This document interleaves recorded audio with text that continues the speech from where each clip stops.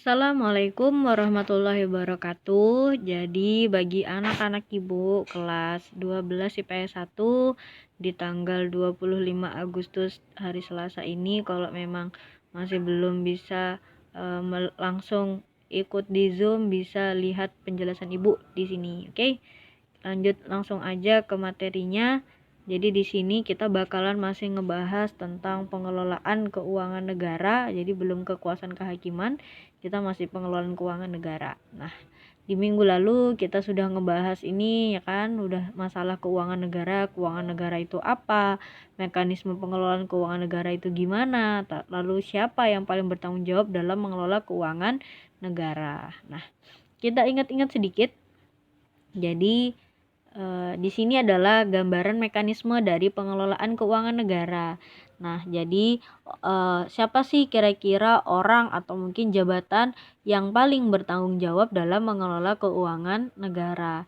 Nah, jadi kalau dalam suatu negara, presidenlah yang paling bertanggung jawab dalam mengelola keuangan negara. Jadi presiden yang membuat rancangan dari anggaran dan belanja negara yang ada di Indonesia. Lalu jika memang udah atau sudah ditetapkan atau mungkin baru rancangannya aja lalu dibawa ke DPR. Nah, itu juga tugasnya dari presiden. Jadi presiden itu awalnya adalah membuat sebuah rancangannya dulu, membuat rancangan APBN yang akan datang atau yang akan di tahun mendatang. Jika rancangan tersebut dibawa ke DPR lalu di DPR ternyata disetujui atau mungkin tidak disetujui, nah itu akan berpengaruh. Jadi kalau misalnya APBN tersebut, rancangan tersebut ternyata disetujui, maka di tahun 2021 akan dipakai itu. Namun jika memang rancangan tersebut tidak disetujui, maka akan dipakai yang tahun lalu, yang tahun 2020 gitu.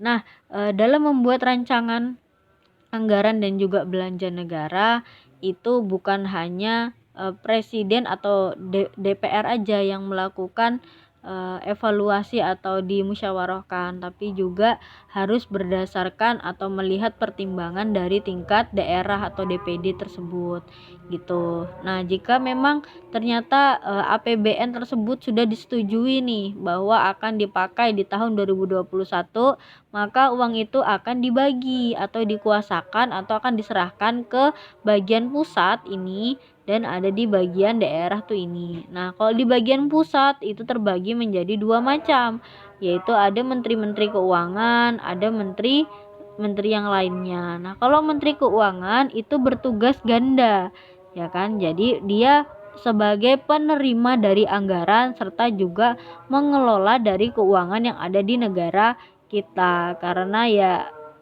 itu memang tugasnya gitu, memang tugasnya dari Menteri Keuangan, yaitu mengelola dan memilih atau memilah kekayaan yang ada di negara kita. Nah, kalau menteri-menteri lainnya hanya menerima, jadi tidak mengelola, hanya menerima anggaran untuk sebagai modal menjalankan tugasnya sebagai menteri apa. Misalnya kalau menteri pendidikan ya menteri pendidikan atau yang lainnya gitu. Nah, lalu untuk di tingkat daerah itu bisa ada gubernur, wali kota atau maupun bupati. Ya sama, jadi dia juga mendapatkan APBN untuk mengelola daerahnya itu sendiri atau sebagai mengelola keuangan daerah yang ada di daerah tersebut. Jadi harus dibagi juga antara APBD yang ada di daerah serta juga APBN yang ada di tingkat negara atau pusat gitu. Jadi ada yang dari pusat dikasih dan di daerah juga dikasih. Nah, lalu juga di daerah itu mempunyai sistem yang namanya otonomi daerah. Nah, otonomi daerah itu seperti apa? Jadi otonomi daerah itu adalah kebebasan sebebas-bebasnya kepada pemerintah daerah, misalnya untuk gubernur maupun wali kota menjalankan sistem pemerintahannya yang ada di daerah itu sendiri. Jadi dia yang paling berkuasa. Nah, itu udah dipersilahkan tuh gitu. Jadi udah dikasih uang, silahkan dijalankan dengan tanggung jawab serta nanti dilaporkan ke tingkat yang pusat gitu. Nah, lanjut, ini masih sama yang kayak tadi. Jadi ini adalah sesuai dengan undang-undang tapi rinciannya sama. Jadi presiden yang paling bertanggung jawab atau kekuasaan paling tertinggi dalam mengelola keuangan negara itu presiden, lalu dikuasakan oleh menteri keuangan serta juga menteri-menteri lainnya, dan juga diserahkan di tingkat daerah. Nah, itu berdasarkan undang-undang tentang keuangan negara. Lalu Undang-Undang Nomor 1 Tahun 2004 juga tentang perbendaharaan negara juga sama. Jadi harus sinkron gitu ya. Jadi bukan hanya di Undang-Undang Dasar menyebutkan hal ini, namun juga di undang-undang itu harus dijelaskan secara sinkron juga, harus sama gitu. Jadi kalau undang-undang ini kan penjabaran atau penjelasan dari Undang-Undang Dasar, karena di Undang-Undang Dasar itu hanya inti atau poinnya aja. Nah, kalau undang-undang ini adalah rinciannya begitu. Nah, lalu keuangan negara itu terbagi menjadi dua pengertian, yaitu ada proses pembangunan apabila tidak berjalan dengan lancar atau tidak berjalan dengan baik, maka keadaan ekonomi itu tidak stabil.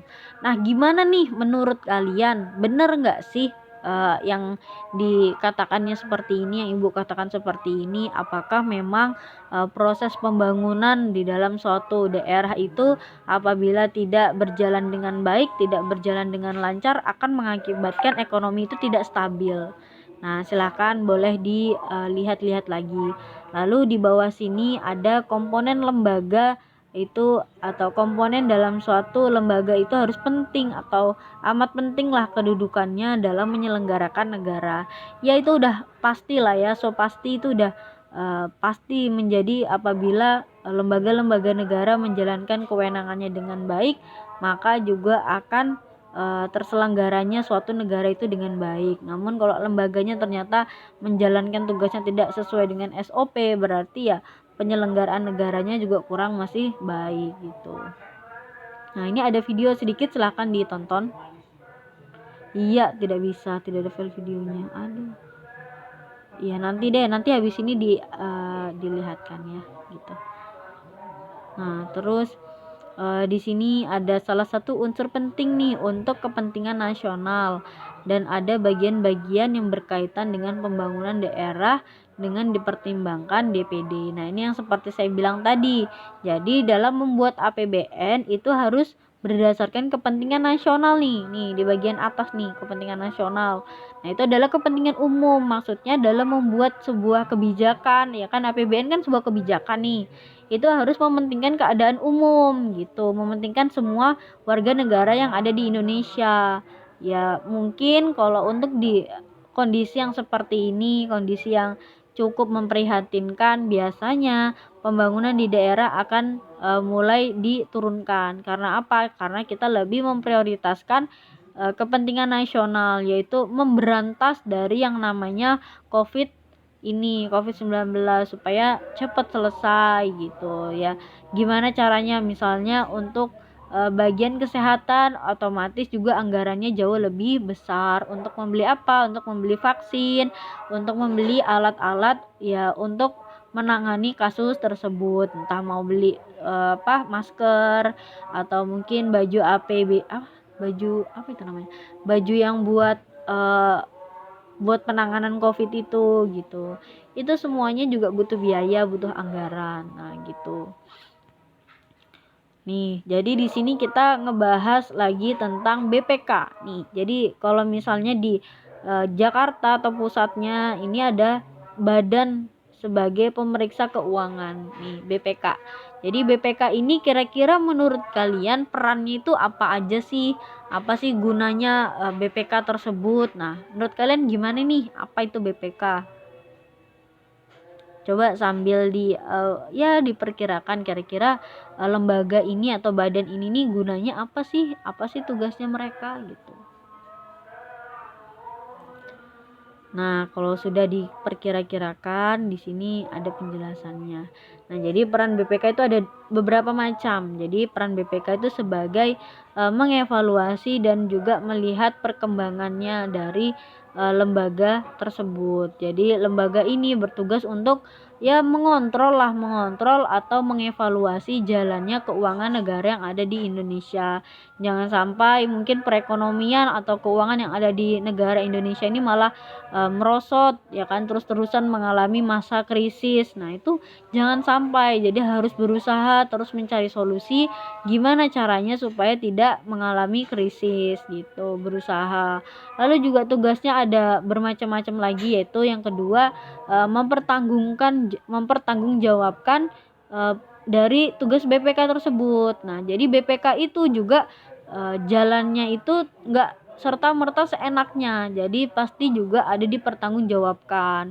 Misalnya ada hal-hal kebutuhan-kebutuhan yang memang diperlukan sama mereka. Lalu juga akan dirincikan uangnya untuk apa, dibelikan untuk apa, untuk keperluan apa, itu semuanya harus dirincikan. Jangan sampai uang itu bebas lari kemana aja tanpa ada pertanggungjawabannya, tanpa ada penjelasannya atau secara terbuka ini nih untuk apa sih gunanya uang ini gitu. Jadi perlu dievaluasi. Nah, lalu juga peran dari BPK tersebut adalah sebagai lembaga. Jadi sebagai alatnya negara dalam mengelola misalnya juga bagian bank-bank di Indonesia. Gimana sih peran dari Bank Indonesia, apakah masih bermanfaat apa tidak? Lalu di tingkat daerah seperti apa? Apakah memang peran mereka ternyata baik dan menimbulkan hal positif dalam suatu negara kita. Nah, itu ya semua keuangan akan terus dievaluasi bersama-sama dengan Menteri Keuangan gitu. Jadi ya saling membantulah satu sama lain. Ya mungkin itu aja dulu tadi. Jadi kita ulang lagi sedikit kesimpulannya bahwa tadi kita sudah belajar mengenai apa, tadi kita mengulang tentang ya mekanisme dari mengelola keuangan negara. Jadi orang yang paling bertanggung jawab itu adalah presiden. Jadi presiden adalah jabatan yang paling bertanggung jawab, dan dalam membuat rancangan APBN itu presidenlah yang ngebuat dan dibawa ke DPR serta juga mempertimbangkan dari pihak daerah atau DPD. Jika memang APBN itu tersebut sudah disahkan atau diperbolehkan, maka akan dipakai di tahun yang akan mendatang atau tahun baru yang akan mendatang. Nah, kalau tahun baru otomatis langsung dibagi uangnya, ini anggarannya untuk bagian pusat berapa persen, untuk bagian daerah berapa persen. Dan nanti kalau misalnya ternyata rancangan dari APBN tersebut ditolak dari DPR, otomatis akan memakai anggaran yang di tahun lalu. Misalnya di tahun 2021 sudah dirancang, ternyata tidak diterima oleh tingkat DPR, maka akan pakai yang dulu yang di tahun 2020 gitu. Terus tadi kita juga udah ngebahas tentang peran dari BPK ini apa ya kan. Jadi peran dari BPK itu sebagai lembaga atau sebagai alat untuk mengontrol bagaimana keuangan negara itu berjalan. Jangan sampai Indonesia mengalami krisis yang terus-menerus dan tanpa ada tindakan apapun. Nah, lembaga ini juga mengevaluasi jalannya mungkin bank-bank Indonesia yang ada di Indonesia atau maupun lembaga-lembaga lain atau badan-badan lain yang memang tentang keuangan negara. Ya misalnya contohnya juga para misalnya gedung-gedung atau misalnya tugas-tugas dari mereka kan banyak ya, di daerah kan ada bagian-bagian tuh. Kalau misalnya kerja di kedinasan kan banyak, ada dinas ini, dinas perhubungan, dinas ini. Nah, itu mereka harus mempertanggungjawabkan uang yang sudah diberikan itu dibawa kemana. Nah, itu semuanya harus ada rincian keuangannya. Makanya kenapa kalau di setiap instansi baik pendidikan maupun mungkin kedinasan dinas gitu, itu semua ada yang bagian bendahara. Nah, itu ya harus mempertanggungjawabkan uang yang sudah diberikan dibawa kemana gitu. Nah, itulah mungkin peran dari peran dari BPK. Lalu juga harus BPK ini berusaha untuk bisa terbuka ya kan. Jadi uangnya dibawa kemana, untuk apa, itu semuanya harus bisa terbuka. Mungkin seperti itu aja dulu penjelasan dari Ibu. Apabila ada salah kata maupun perbuatan, mohon maaf yang sebesar-besarnya. Alhamdulillahi jazakumullahu khairan. Assalamualaikum warahmatullahi wabarakatuh.